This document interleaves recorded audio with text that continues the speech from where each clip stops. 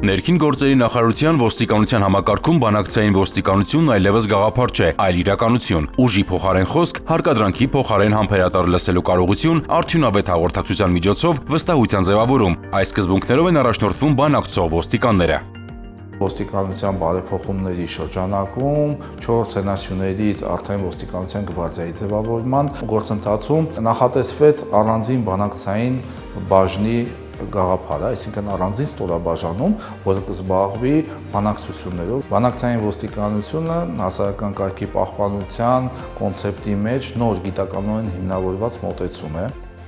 Հավաքների եւ հանրային միջոցառումների ժամանակ երբեմն իրավիճակը լարվում է, եւ հենց այդտեղ է, որ բանակցություններ վարող ոստիկան ընտրում է երկխոսելու տարբերակը, կիրառելով հոգեբանական գործիքակազմ, իրավիճակի թիրախային վերլուծություն, մասնագիտական եւ տակտիկական հմտություններ։ Բանակցային ոստիկանության հիմնական նպատակը դա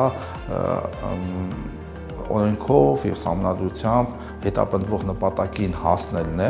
առանց հարկադրանքի կիրառման։ Այսինքն հարկադրանքի կիրառումը դիտարկվում է որպես ծայրահեղ միջոց։ Բանակցային ոստիկանության միջոցով հնարավոր է լինում խուսափել, այսպես ասած, առճակատումից։ Էդգար Պետրոսյանը կարծում է, որ բանակցող ոստիկանների խնդիրն է ոստիկանության եւ միջոցառումների մասնակիցների միջև վերացնել մենք նրանք անջրպետը, դրսևորել քաղաքացիակենտրոն մոտեցում։ Բանակցային ոստիկանության նպատակն է նաեւ հասարակություն ոստիկանության կապի ամրապնդումը։ Նաեւ ինչու՞ չէ համագործակցության ակտիվացումը։ Ոստիկանության համակարգում որպես առանձին ստորաբաժանում երբեք չի գործել բանակցային բաժինը։ Բանակցող ոստիկաններն ընտրվել են մի շարք մասնագիտական եւ անձնական չափորոշիչների հիման վրա։ Իրենք պետք է լինեն հոգեբանորեն ստրեսակայուն,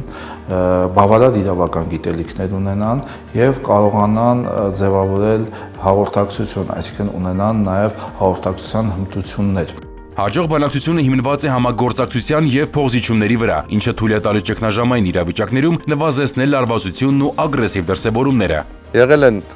հաճախ դեպքեր, երբ